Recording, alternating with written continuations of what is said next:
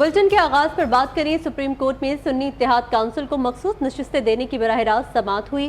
Chief justice काजी फायजीसा ने remarks दिए, हमने तो नहीं कहा था इंट्रा पार्टी इलेक्शन ना कराएं, पीटीआई इंट्रा पार्टी इलेक्शन करा लेती तो सारे मसले हल हो जाते। जस्टिस मुनीब अख्तर ने कहा कि सियासी जमात को इंतखाबी निशान से महरूम करना तनाज़े की वजह बन गया। सुप्रीम कोर्ट ने इंतखाबी निशान वापस लेने का फैसला बरकरार रखा था।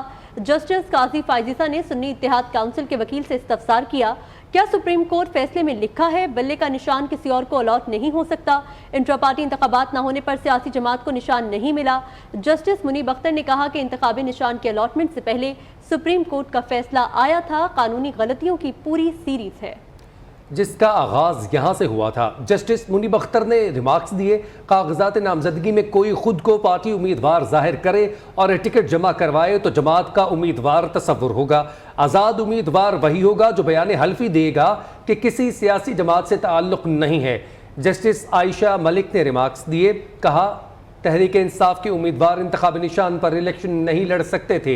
इलेक्शन कमीशन ने तहरीक इंसाफ के उम्मीदवारों को किस बुनियाद पर इंतखाबी निशान दिया? जस्टिस जमाल खान मंदोखिल ने रिमार्क्स दिए, पार्लियामान में फैसले पार्लिमानी पार्टी करती है जिन्हें मानने के सब पाबंद होते हैं। पार्लिमानी पार्टी कानूनी तौर पर पार्टी सरबराह की बात मानने की पाबंद नहीं होती।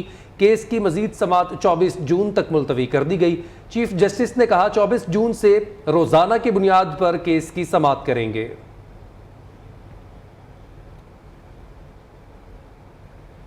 वज़ीर-ए-आज़म शहबाज शरीफ चीन के 5 रोज़ा दौरे पर रवाना हो गए। वज़ीर ख़ारजा, वज़ीर ख़जाना समेत सरमायाकारों का वफ़द वज़ीर-ए-आज़म के हमरा मौजूद है। दौरे के दौरान वज़ीर-ए-आज़म की सदर शी जिनपिंग और चीनी हम मनसब से मुलाकातें होंगी। वो नेशनल पीपल्स कांग्रेस की कायमा कमेटी के चेयरमैन जाओ लीजान और अहम सरकारी महकमों के सरबराहान से भी मुलाकातें करेंगे। दौरे चीन के दौरान मुख्तलिफ MOU साइन होंगे। दौरे के दौरान वज़ीर-ए-आज़म बीजिंग के अलावा शियान और शिनजियन शहर का भी दौरा करेंगे। वज़ीर-ए-आज़म उभरती हुई टेक्नोलॉजी से मुतल्लिक मारूफ चीनी कंपनियों के कॉर्पोरेट एग्जीक्यूटिव से भी मुलाकात करेंगे। वज़ीर-ए-आज़म शिनजियन में चीन पाकिस्तान बिजनेस फोरम से खिताब करेंगे। वज़ीर-ए-आज़म चीन में इक्तिसादी और ज़राई जोन्स का भी दौरा करेंगे। चीन ने हर मुश्किल वक्त में पाकिस्तान का गैर मशरूत साथ दिया है। 75 साल पर मुहित दोनों मुमालिक के दरीना ताल्लुकात बाहमी एतमाद और एहतराम पर इस्तवार हैं। मेरा दौरा दोनों मुमालिक के दोस्ती की एक और ऊंची सिमत मुतय्यन करेगा। इस दौरे में CPEC को नए दौर में दाखिल करेंगे। वज़ीर-ए-आज़म शहबाज शरीफ की दौरे चीन पर रवानगी से कबल गुफ्तगू, कहा पाकिस्तान इस वक्त तरक्की और खुशहाली की राह पर गामजन है। तरक्की और खुशहाली से मुखालिफिन के पेट में बल पड़ गए हैं, मगर उनसे कहा है कि घबराना नहीं। उनका क्या कहना था, आपको सुनवाते हैं। बेहद खुशी हो रही है कि आज हम अपने दरीना दोस्त चीन के दौरे पर जा रहे हैं। CPEC को हम एक नए दौर में दाखिल करेंगे, जिसे मैं CPEC फेज़ 2 का नाम देता हूँ। इसमें इंशाअल्लाह आप देखेंगे कि B2B यानी बिजनेस टू बिजनेस जो हमारे ताल्लुकात हैं उसमें बेपनाह बेहतरी लाने की भरपूर कोशिश की जाएगी और इसी तरीके से हम G2G में जो बड़े मंसूबे हैं उसके ऊपर भी हम मरबूत गुफ्तगू करेंगे। वफाकी वज़ीर दाखिला मोहसिन नकवी की पोप फ्रांसिस से मुलाकात, बैनुल मज़ाहिब हमांगी और अमन व भाईचारे के फ़रोग पर तबादला ख्याल किया गया। वफाकी वज़ीर दाखिला का कहना है कि पाकिस्तान में बसने वाली अक़लियतों को यकसा हुकूक हासिल हैं। अक़लियतों का तहफ़्फ़ुज़ हमारी अव्वलीन तरजीह है।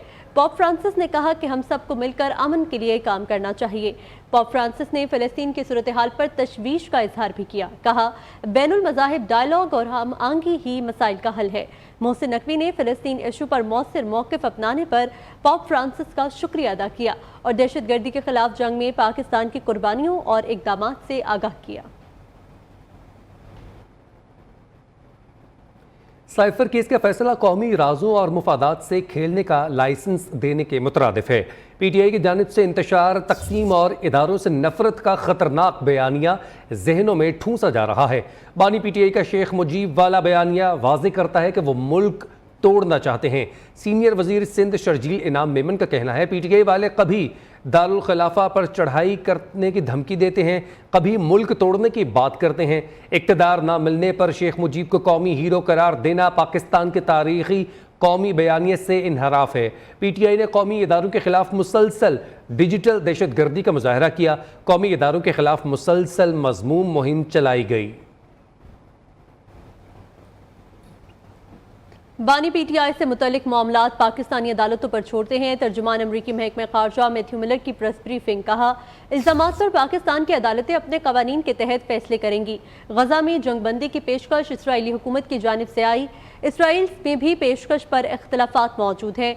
हमास अब इतनी ताकतवर नहीं जितनी 7 अक्टूबर से पहले थी। गजा के मसले को सिर्फ फौजी ऑपरेशन से हल नहीं किया जा सकता।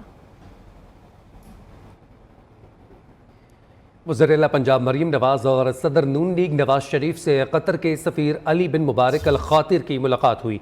बाहमी दिलचस्पी के अमूर पर तबादला ख्याल किया गया। पंजाब हुकूमत और कतर के दरमियान इक़्तिसादी ताल्लुकात के फ़रोग़ और सूबे में इंफ्रास्ट्रक्चर की तरक्की समेत दीगर शोबों में ताउन पर बातचीत भी की गई। वज़ीर-ए-आला मरीम नवाज ने पंजाब हुकूमत की बिजनेस फ्रेंडली पॉलिसी से आगाह किया और कतर के सरमायाकारों और सनअतकारों को पंजाब में सरमायाकारी की दावत दी। कतर के सफ़ीर ने पाकिस्तान की हुनरमंद अफरादी क़ुव्वत की तारीफ़ की। पंजाब से स्किल्ड लेबर फोर्स के भर्ती में इजाफे में दिलचस्पी का इजहार किया। पंजाब के आइंदा माली साल के बजट की तफसीलात सामने आ गई हैं। ज़राए के मुताबिक माली साल 2024-25 के बजट का हजम 53 खरब 90 अरब रुपए होने का इम्कान है। विफाक से पंजाब को 3700 अरब मिलने की तवक्को है। आमदन की मद में पंजाब में महसूलात का हदफ 1027 अरब रुपए होगा। बजट में तनख्वाहों की मद में 597 अरब और पेंशन के मद में 447 अरब रुपए मुख्तस किए जाएंगे। पंजाब के आइंदा माली साल के बजट की तफसीलात सामने आ गई हैं। ज़राए के मुताबिक माली साल 2024-25 के बजट का हजम 53 खरब 90 अरब रुपए होने का इम्कान है। विफाक से पंजाब को 3700 अरब रुपए मिलने की तवक्को है। आमदन की मद में पंजाब में महसूलात का हदफ 1027 अरब रुपए होगा। बजट में तनख्वाहों की मद में 597 अरब और पेंशन की मद में 447 अरब रुपए मुख्तस किए जाएंगे। मोदी सरकार का 400 पार का नारा खटाई में पड़ गया है। बीजेपी इत्तेहाद को 300 का हिस्सा अबूर करने के लाले पड़ गए हैं। एग्जिट पोल्स का भी पोल खुल गया है। तमाम नशिस्तों के गैर सरकारी इब्तदाई नताइज के मुताबिक बीजेपी का इत्तेहाद अब तक 287 सीटों पर आगे है। हस्बी इख्तलाफ के इत्तेहाद इंडिया का इंतखाबात में बड़ा सरप्राइज। कांग्रेस और इत्तेहादी जमातें 242 नशिस्तों पर आगे हैं। भारतीय लोकसभा में सादा अक्सरियत के लिए 272 नशिस्तें दरकार हैं। 2019 में 293 नशिस्तें हासिल करने वाली बीजेपी के लिए सादा अक्सरियत हासिल करना मुश्किल है। अभी तक के नताइज के मुताबिक बीजेपी को 238 नशिस्तों पर बरतरी हासिल है। अभी तक के नताइज में कांग्रेस को 100 नशिस्तों पर बरतरी हासिल हो चुकी। 4 हल्कों के हतमी नताइज के मुताबिक बीजेपी 3 जबकि कांग्रेस 1 सीट पर कामयाब। बीजेपी को अपने गढ़ उत्तर प्रदेश में भी बड़ा झटका। उत्तर प्रदेश में अपोजिशन इत्तेहाद 43 सीटों पर आगे है जबकि बीजेपी को सिर्फ 36 नशिस्तों पर बरतरी हासिल है। पंजाब में बीजेपी का सफाया, तमिलनाडु में भी सिर्फ 1 सीट पर आगे।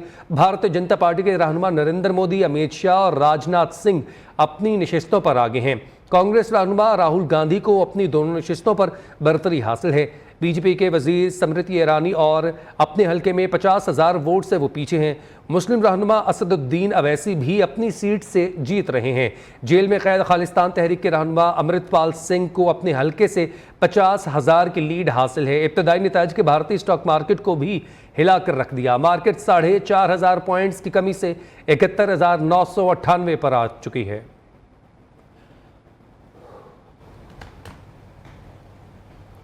भारत में मोदी के लिए हुकूमत बनाना मुश्किल हो गया। ओपोजिशन इत्तेहाद इंडिया हुकूमत साजी के लिए मुतहरिक बड़ा पत्ता खेल दिया। भारतीय मीडिया रिपोर्ट्स के मुताबिक ओपोजिशन इत्तेहाद ने बीजेपी की 2 इत्तेहादी जमातों के साथ राब्ता किया है। जनता दल पार्टी के रहनुमा नीतीश कुमार को इत्तेहाद में शामिल होने पर नायब वज़ीर आज़म के ओहदे की ऑफर कर दी गई। उधर टीडीपी को इत्तेहाद का हिस्सा बनने पर रियासत आंध्र प्रदेश को खुसूसी हैसियत देने की ऑफर की है। रिपोर्ट्स के मुताबिक जनता दल पार्टी और टीडीपी हुकूमत साजी में किंग मेकर का किरदार अदा करेंगे। दोनों जमातों को साथ मिलाकर इंडिया अलायंस हुकूमत बना लेगा।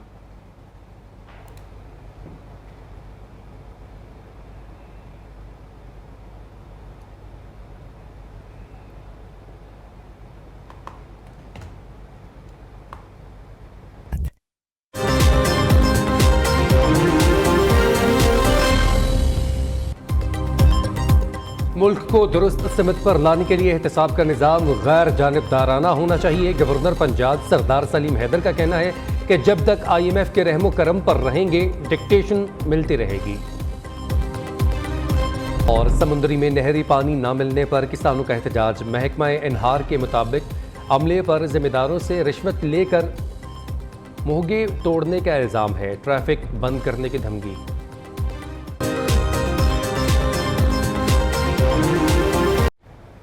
सेनेटर फैसल वाउटा का तौहीन अदालत केस में गैर मशरूत माफ़ी मांगने से इनकार। सुप्रीम कोर्ट में तौहीन अदालत के मुकदमे में सेनेटर फैसल वाउटा ने जवाब जमा करा दिया, जिसमें मौक़िफ़ इख्तियार किया गया है कि प्रेस कॉन्फ्रेंस का मकसद अदलिया की तौहीन करना नहीं, मुल्क की बेहतरी था। अदालत तौहीन अदालत की कार्रवाई आगे बढ़ाने पर तहम्मुल का मुजाहरा करे। तौहीन अदालत का नोटिस वापस लिया जाए। फैसल वावडा ने रऊफ हसन, मौलाना फजल रहमान, शहबाज शरीफ की तकरीरों के ट्रांसक्रिप्ट भी भिजवाए।